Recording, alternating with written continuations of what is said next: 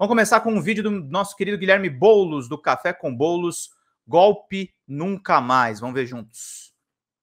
Se o golpe do 8 de janeiro tivesse dado certo, se eles tivessem conseguido dar um golpe, estabelecer uma ditadura, um governo militar, que era o que eles queriam, como estaria o Brasil hoje? Como estaria a nossa vida hoje? Porque numa ditadura, não tem essa, você não gosta de uma coisa, você não pode falar, se falar você vai preso, você vai apanhar, vai ser torturado. Numa ditadura você não tem liberdade de expressão, numa ditadura você não pode fazer o que você quer. E o que eles queriam era isso, estabelecer uma ditadura. Agora, nessa semana, começou o julgamento dos golpistas pelo Supremo Tribunal Federal. E esse é um tema muito importante, não só em relação ao que aconteceu, mas ao Brasil que a gente quer para o futuro. E é por isso que a gente vai tratar disso hoje no nosso Café com Boulos. E aí, tem tempo para um cafezinho?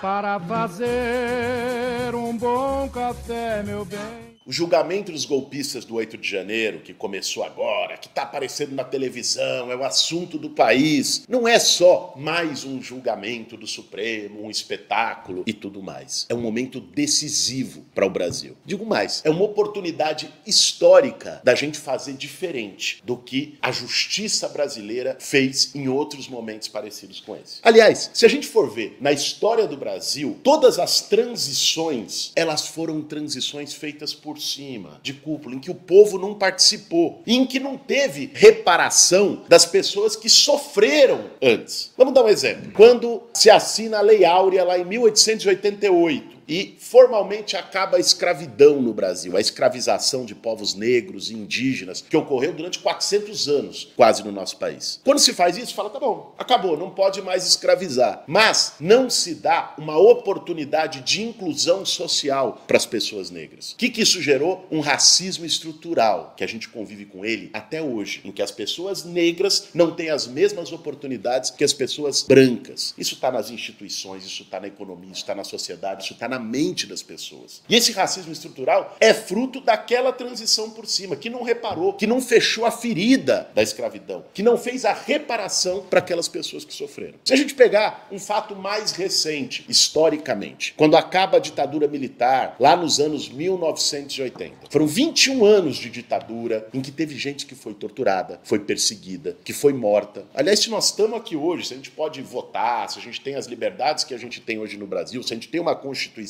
a gente deve isso a essa geração que lutou contra a ditadura, que combateu a ditadura e que sofreu. Só que quando acabou a ditadura, teve uma anistia geral e irrestrita. Nenhum torturador foi preso, nenhum ditador foi punido. E isso permitiu que a cultura autoritária da ditadura continuasse na sociedade brasileira. Quando a gente fala de um crime histórico que não é punido, nós não estamos falando simplesmente, vamos se vingar, vamos espezinhar aquelas pessoas que cometeram o crime, os ditadores e tal. Não, nós estamos falando de construir uma virada de cultura na sociedade. Por isso que as transições são tão importantes. Por isso que a reparação e a justiça histórica é tão importante. Pensa comigo, se os torturadores tivessem sido punidos na ditadura militar brasileira, se tivesse feito uma discussão com a sociedade do quanto a ditadura é terrível, você acha que alguém como Bolsonaro, que anos depois se elegeu falando brilhante ostra, torturador, é AI-5, que essa pessoa teria espaço na sociedade? Você acha que a cultura autoritária que a gente vive hoje nas periferias, nas favelas, a violência contra o povo, seria tolerada da mesma forma como é? Não. A psicanálise tem uma ideia que eu acho que ajuda a gente a entender essas transições históricas, que é o conceito de psicanálise que chama recalque. O que é o recalque? É quando a gente sofre um trauma e em vez da gente elaborar esse trauma, da gente lidar com esse trauma para superar ele, a gente recalca. Ou seja, joga no inconsciente, esconde, que foi o que aconteceu nessas transições. Mas esse trauma, ele volta como sintoma, ele volta meio que assombrando a pessoa, impede a pessoa de seguir Sandra. adiante. Isso vale para uma pessoa, isso vale para uma nação. Se a gente não elaborar os nossos traumas, esse passado nunca vai passar. Esse passado vai continuar interditando o presente, assombrando o futuro do Brasil. Por que eu estou falando tudo isso, gente? Porque o 8 de janeiro também foi um momento de trauma na sociedade brasileira, uma tentativa de golpe de Estado, depois de uma eleição democrática, que o povo decidiu o caminho que ia seguir. E por pouco, por um fio, eles não conseguiram dar o golpe. Por pouco, hoje, a gente não estaria vivendo numa ditadura no Brasil. E se a gente simplesmente deixar passar, falar, não, deixa, vamos tranquilizar isso aí, não pune ninguém não, faz um acordão, um grande acordo nacional, uma anistia geral, deixa as coisas como estão. Isso vai ser uma espécie de um salvo-conduto para que no futuro outras pessoas possam dar golpe, possam querer dar golpe, ter outras tentativas como o 8 de janeiro, porque não dá nada, não tem punição. Por isso, esse momento do julgamento dos golpistas do 8 de janeiro é a oportunidade que a gente tem de fazer uma virada histórica na maneira como o Brasil trata os seus traumas. Se a gente conseguir punir os golpistas, nós vamos não só estar reparando um passado, nós vamos estar dando a abertura de um caminho mais democrático para o nosso futuro. A gente pode pensar como exemplo o que aconteceu no Chile. Aliás, essa semana completou 50 anos do golpe de 11 de setembro de 1973, que foi o golpe onde o ditador Pinochet não só tirou o presidente eleito, que era o Salvador Allende, como matou o Allende, bombardeou o palácio do governo. O Allende falou, não vou me entregar, vou resistir, e foi assassinado pelas forças golpistas. Aquele golpe do Chile de 73, ele é muito conhecido, famoso, porque ele foi provavelmente o golpe mais brutal na América Latina. E não foram poucos. Naqueles anos, 50, 60, 70, foram anos em que os Estados Unidos, no meio da Guerra Fria, apoiou ditaduras militares, apoiou golpe nos países da América Latina para tentar manter o controle do continente. Foram golpes em série, mas o do Chile foi especialmente violento. Pra vocês terem uma ideia, logo depois do golpe, quer dizer, o Allende era o presidente, foi golpeado, logo depois do golpe, eles prenderam mais de 40 mil pessoas no estádio de futebol, no Estádio Nacional de Santiago, que até hoje é usado, teve jogo da Copa quando teve lá e tudo mais, é um estádio conhecido. Eles transformaram o Estádio Nacional num campo de concentração. Só ali no Estádio Nacional, mais de 400 pessoas foram torturadas e mortas. Entre elas, o grande cantor Victor Jara. O Victor Jara era um cantor, violonista. Sabe o que eles fizeram com o Victor Jara? Por ele ser contra o golpe, ser de esquerda, ser socialista, eles cortaram, deceparam os dedos das mãos do Victor Jara para dizer, você nunca mais vai poder tocar um violão. E depois mataram ele. Fizeram isso com milhares de pessoas no Chile durante a ditadura. E ali foi uma espécie de um laboratório do que depois a teórica Naomi Klein chamou de doutrina do choque.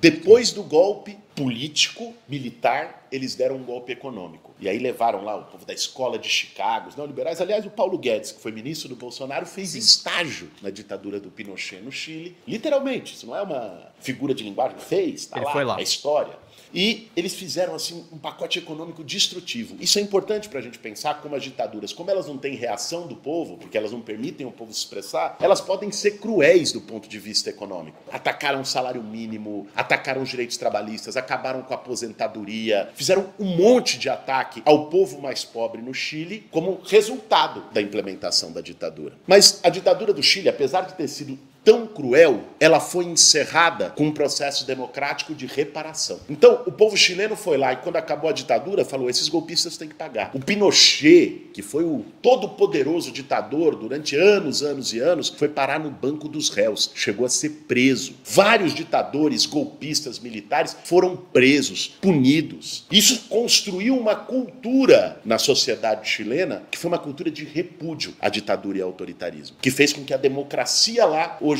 seja uma democracia extremamente sólida, independente de quem seja eleito, de quem esteja no governo. É exatamente isso que a gente tem que buscar quando a gente fala em punir os golpistas do 8 de janeiro. Não se trata, nossa, daquele fulano, do cidadão tal, do Bananinha, do Bolsonaro, do Mauro Cid. Se trata da lição e do exemplo que a gente vai dar para a história brasileira. Então, pessoal, da mesma forma que a gente pode imaginar como estaria o Brasil hoje se os golpistas tivessem saído vitoriosos do 8 de janeiro, e não dá para pensar em coisa boa, a gente também pode imaginar o que será do Brasil se a gente fizer essa reparação. Se os golpistas forem punidos, forem presos, se esse debate for feito a fundo na sociedade brasileira. Nós vamos ter uma sociedade com muito mais apreço e compromisso com a democracia. Mas não uma democracia com D minúsculo, uma democracia de verdade, em que o povo compreenda o seu papel, a sua responsabilidade histórica e o poder que tem de verdade para definir os rumos do Brasil, de transformar a sociedade, para definir a sociedade que a gente quer. Um Brasil que faça a reparação é também um Brasil que vai se comprometer mais com a justiça social, com a igualdade entre homens e mulheres, com a igualdade entre brancos e negros, com o combate à intolerância, ao preconceito. É um Brasil mais solidário, é um Brasil mais humano, que não carrega esse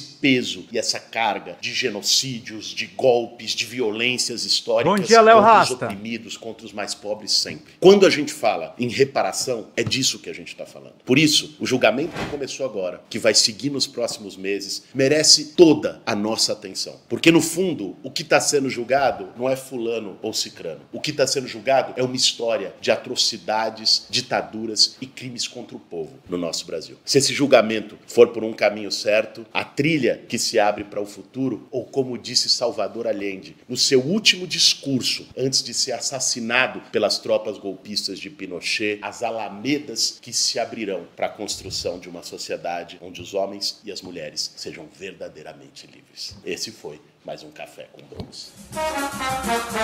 Grande Boulos, só precisa não bater na mesa, que eu fico com aflição ali dele acertar a caneca, o negócio é voar ali, mas tá sensacional esse programa.